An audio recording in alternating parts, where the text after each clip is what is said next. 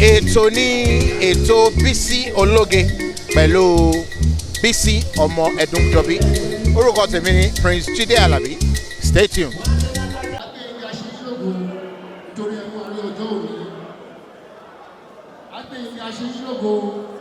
torí pé ẹ fún ọmọ yín orí ọ̀fẹ́ àti ṣe ètò ìṣèlú lónìí. Adéyínká Aṣíṣílógo àwọn tí a pè wọ́n wá sí láyé àtàlàáfíà. Ìgbàgbọ́ wa ni pé wọ́n á padà sílé láyé àtàlàáfíà. Adúgbò lọ́wọ́ òwò Ọlọ́run torí mo ṣe gbàdúrà rẹ̀ ló títí láéláé. Bàbá ìwọ́n ọba tí ó dẹ́kun omi ìyẹn àti òpin. Ìyẹn là ń pè ní Alpha Eight Omega. Ọba tó jẹ́ promoters àfẹ́tà ní ọjọ́ ìtẹ̀lẹ́tọ̀ ìlú Adéyínká Aṣíṣílógo alágbára gba ọmọ ẹ̀ wa alágbára gba ìwé wa ẹlẹ́ṣẹ̀ nínú alágbára dáríjì wa ẹ̀ṣẹ̀ bá bá ẹ̀ṣẹ̀ kọ̀ọ̀kan ẹ̀ṣẹ̀ bá bá ẹ̀ṣẹ̀ àfihàn ẹ̀ṣẹ̀ àkọ́kọ̀dá alágbára dáríjì wa lẹ́yìn ìdáríjì ẹ̀ṣẹ̀ gbogbo orí kọ̀ọ̀kan tó ń gbé ní ìlú alágbára yà sí mímọ́ gbogbo ọ̀nà táwọn tọ̀ lónìí táwọn fi padà sílé àìpé ìdákùnrin wọ́n lè máa tàbá fi ní sílẹ̀ lórúkọ Jésù alágbára yà sí mímọ́ gbogbo oúnjẹ táwọn jẹ omi táwọn mu gbogbo ọtí táwọn mu mímu wa yà sí mímọ́ lẹ́yìn yà sí mímọ́ Ọlọ́run alààyè ẹ̀sọ̀ kálẹ̀ sáàárín wa afẹ́bẹ̀rẹ̀ ohun gbogbo báyìí àwọn abẹ̀rẹ̀ Olúwa má jà rẹ́kú má jẹ́ oróṣe o ìdààmú ayẹ́kọ̀ọ́ má jẹ́ oṣù kúrò wá ọmọ yẹn abisúwájú lónìí èyí tó ń ṣe ìpẹ́jọ́ ó ṣàṣeyọ Olúwa àmọ́ o agbára kò gbọ́ Ọlọ́run ìpadà sílé wọn má jẹ́ lọ́wọ́ àgbọ̀rẹ́ sí àti ọmọ Aṣíṣílógo torí Jésù Kristi Olúwa àti olùkọ́ the hero of our own Savior, I should have been a Yofola, Shakuru, and before I answer, thank you, God bless you. Let's start to live for ourselves. I come and echo. Let us say, Muki Alhaji, Tutsulayo, Akibu, the chairman, Road Transport Employees Association of Nigeria, RTA, Bobo State, Katakata, Amoda Kwabele, operate! Thank you, God bless you, sir. Okay, get that. I'm not telling you, Akibu efele gbogbo state wàá ti máa gbọ́ ó pọ̀ ní tó wú lọ́wọ́ tó bá máa gbogbo gbogbo ẹni bẹ́ẹ̀ tí ẹ bọ́ sí special recognition. Alaba. Mo wá fún oorun òkú mímọ́ nílé aláyọ̀ ni mo gbà lọ. Kí ló wá ń ṣe lọ́jà òní o? Ṣé wọ́n ń sílẹ̀ ni àbí wọ́n ń gbọ́mọ jáde? Ìbéèrè nìyí o fún gbogbo mùtúmùwà. Ó ṣẹ̀ṣẹ̀ wá yé mi náà níwà yìí. Wọ́n ti ń jẹ́ kó yé mi pé Olúwafúnmiláyọ̀ Ògúnládé aya Oyèmádé ló ń sọjọ́ ìbí o. Yèyé omi ọ̀fà gbọ́wọ́ ìkòsì Lẹ́fúnkì beauty and skin care home and properties. Mo bá ló yẹ kí n kọrin ewì níbẹ̀. Kí n kọrin ewì níbẹ̀ kí n kí olóríire. Lẹ́fúnkì ló ń sọjọ́ ìbí gbogbo wọn pátá lọ́gbọ́n nípa rẹ̀ ó dọwọ́ lójú. Gbogbo wọn pátá lọ di gbátá àti garawa. Aya Oyèmádé ó dá mi lójú o.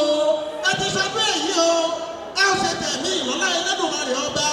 Ọdọọdún ní sáfórúwé ọdọọdún lẹ́ ó máa bẹ ọdọọdún lẹ́rù wá wà. Lẹ́fúnkì ọdún òní dùn kí pèrègbọ́n mi má sọ mí ìtútù. Ọ̀tún ọ̀tún lọ́jọ́ ń yọ ọ̀tún ọ̀tún lòrùn ràn. Ọdún èyí o kò ní jọ́dún tẹ́ ẹ lè rí kágbẹ̀. Lẹ́fúnkì bọ́mọ aráyé bá sọ́pọ̀ òní kádùn Olúwọba òwí bẹ́ẹ̀. Bọ́mọ ènìyàn bá sọ́pọ̀ òní ní rádùn mí ìṣe Olúwọba òwí bẹ́ẹ̀. Gúdùgún kì í kú léwe wàá dàgbà wàá darúgbó kẹgẹrẹ. Ọlọ́jọ́ ìbí máa gbọ́ o. Gúdùgún kì í kú léwe wàá dàgbà wàá darúgbó kẹgẹrẹ. Màmá Òkìkí, màmá Nífẹ̀ẹ́ mi, màmá Títílayọ̀, màmá Tóbi lọ́ba gbẹ́gbẹ́ rẹ̀ ò ní gbé sóko. Kéwékéwé ọgbọ́lọ kéwé láti abiyamọ tiẹ̀. Èso àdàdànù òsì lágbára lọ́wọ́ Ọlọ́run ọba wọn ò ní fi ọ́ṣẹ́ lómi. Gbogbo ládéládé pátá mo kí ẹ ṣeun. Gbogbo olóyè lóyè pátá mo kí o. Ṣebí nítorí Lẹ́fúnkì. Gbogbo ẹni tó wá pátá ẹ ṣeun. Gbẹgbẹ yín ò ní gbé sóko. Kéwékéwé ò ní kéwé láti abiyamọ tẹ̀yìn. Èso àdàdànù òsì bẹ́lọ̀ rẹ̀ ń dànù. Ọba ẹ̀lẹ́ kábíyèsí o. Mo ṣe fọ́rí adé. Mo wúlẹ̀ láàfin. Ó yẹ kí n kí ẹni bí ẹni. Ó yẹ kí n kí èèyàn bí èèyàn.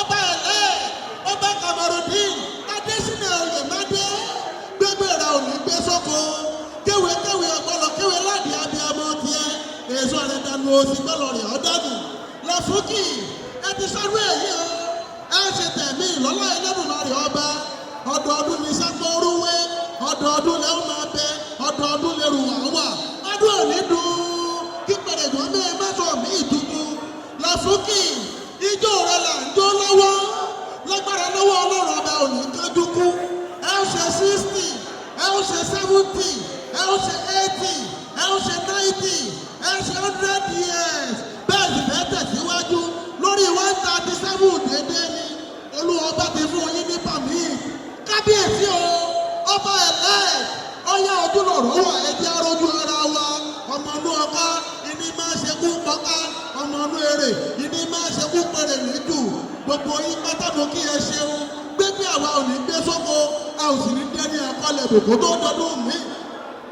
Làfúkì o Làfúkì o wọ́n ní kó ṣe bí Ọlọ́run ò ní ṣe bí màmá tóbi lọ́ba wọ́n ní kó ṣe kà Ọlọ́run ò ṣe kà oníṣẹ́ Ọlọ́run ọba lòun wá jẹ́ láyé ẹni tí bá ń ṣe rere kọ̀ọ̀kọ́lọ̀ ṣe bí Làfúkì tó lórí ire kì í ṣóògùn Làfúkì máa wọlé mọ́ràbá ọláyíwọlé ẹ̀yìn ẹrẹbẹ ń tẹ́ni kìkì àpọ́lẹ́ lórí ìrẹ́yìn Làfúkì àyà Oyèmádé àwọn agbọ́lágorí ẹṣin arabàtúbù dọ́yìndọ́yìn arágbádá ńlá sọmọ ní máa ká lọ ọ̀fà torí ìdáná mọ́ ọ̀dọ́rọ̀ wáyé Làfúkì o ó ti sọdún èyí o torí ó jẹ́ kó òkú lè ṣẹ̀mí gbégbé rẹ̀ ò ní gbé sóko Làfúkì ò ní dé ní ọkọlẹ̀ bòkó tó dọdún mi.